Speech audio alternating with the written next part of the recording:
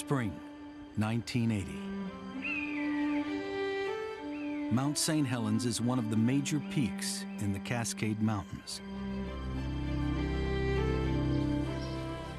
It's an area of outstanding beauty, rich in wildlife. For over 120 years, the volcano has been quiet. But in recent weeks, it's been rumbling. Nobody is sure what to expect.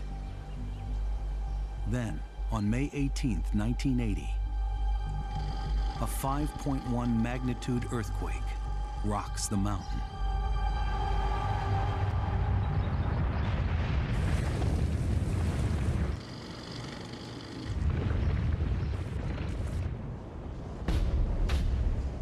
Within 10 seconds, the volcano's northern flank collapses in the largest landslide in recorded history. It releases millions of tons of magma in a colossal explosion.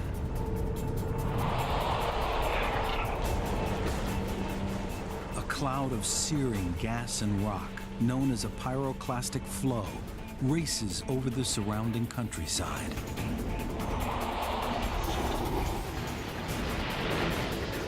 Forests are flattened.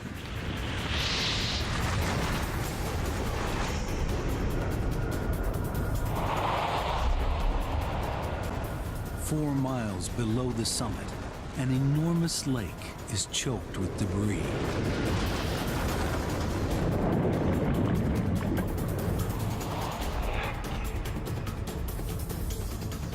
The eruption continues to shoot poisonous steam and ash miles into the air.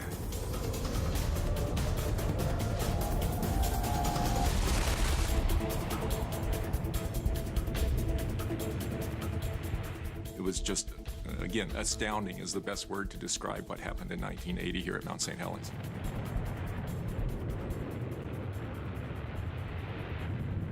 The northern slope of the mountain is buried in several feet of ash.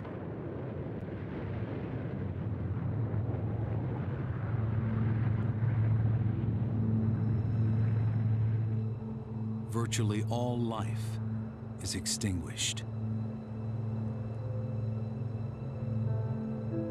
57 people are dead.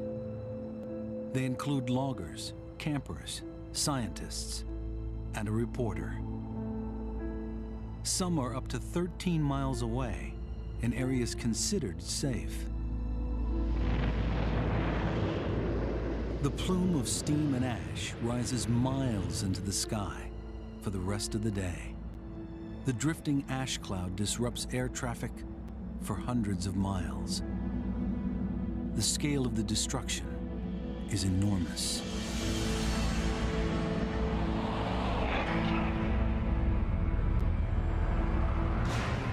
Across more than 200 square miles, the surge of ash and rock incinerates trees.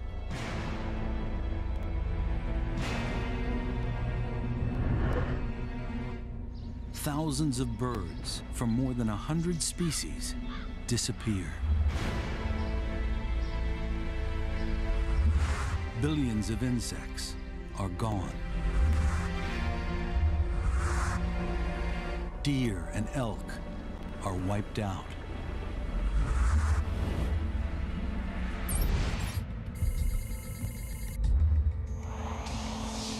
This vast area of devastation becomes known as the blast or blowdown zone. Nearer the crater, ash and rocks from the landslide litter the northern slope of the mountain.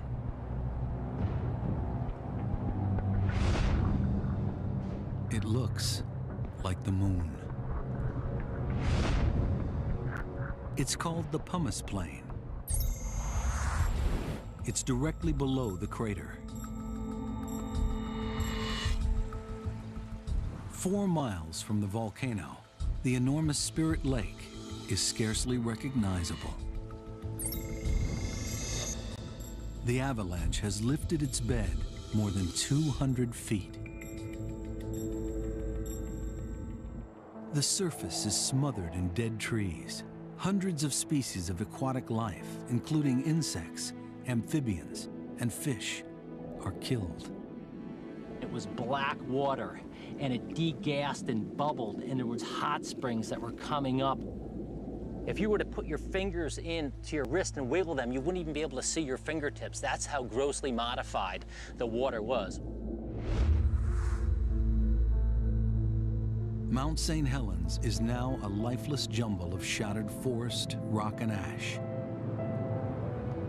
It's hard to imagine life will ever return.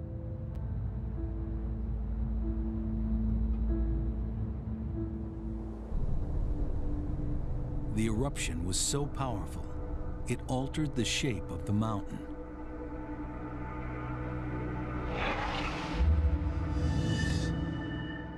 Mount St. Helens was a typical cone-shaped volcano, known as a stratovolcano.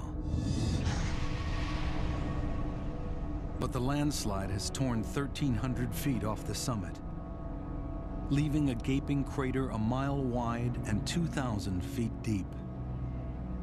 It's the largest volcanic eruption in North America in nearly a century.